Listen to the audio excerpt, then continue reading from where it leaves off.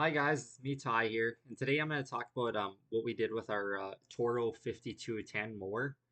Um, it was down for quite a while because it wouldn't start, and we were always putting a booster cable on it or in the jump starter because we thought the battery was bad. And then we bought a $450 EGM battery for it, and that was at 12.42 volts when we got it. So thought that might be bad, but I had that tested out and tested good, and the machine just would still not crank.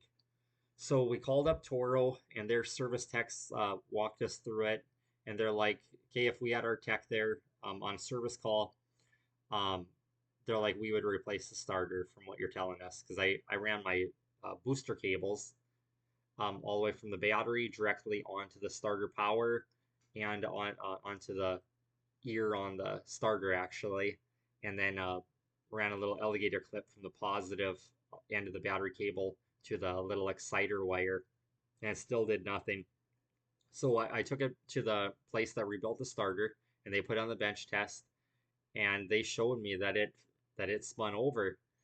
So I brought it back to the shop and I put it back inside the machine. It still did nothing, and then finally, um, uh, the service mechanic was able to make it out there because we decided to hire him for doing a service call because we I was just throwing my hands up in the air, and he was having me try to crank the engine, and he was back there testing for battery power and everything, and um, he it seemed like it seemed to get more power when he would kind of really wiggle on the battery cables or whatever, trying to make a connection there.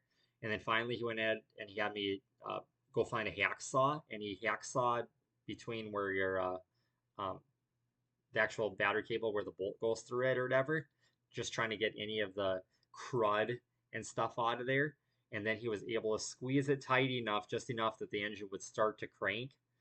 And it, I don't know, it probably only cranked over like the fan only turned like a quarter of an inch. And then he went ahead and he uh, just yeah really got on. He was able to make it go then. And then he went ahead and he built us two brand new battery cables for it, a brand new positive and a brand new negative, and now we have no issues at all.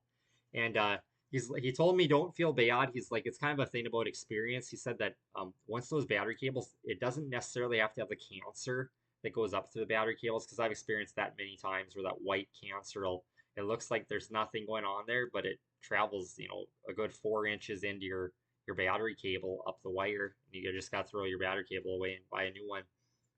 But he said that after you take your battery clamps off so many times, he said they just don't close all the way anymore. They don't get a tight fit on the battery post on top. And like I said, now it works good. So just, I don't know, every few years or whatever, if you're constantly taking off battery cables, you might have to just buy new battery cables because those clamps just get wore out. And what else on that machine? Um, yeah, it didn't take him too long to build those battery cables, um, but yeah, we're just glad to have it up and running. So if you guys have a Toro 5210 or any other Toro mower or anything else out there, I hope this helps you guys. If you guys like this content, like, share, and subscribe, and I'll just keep getting out these repair videos for you guys. Take care.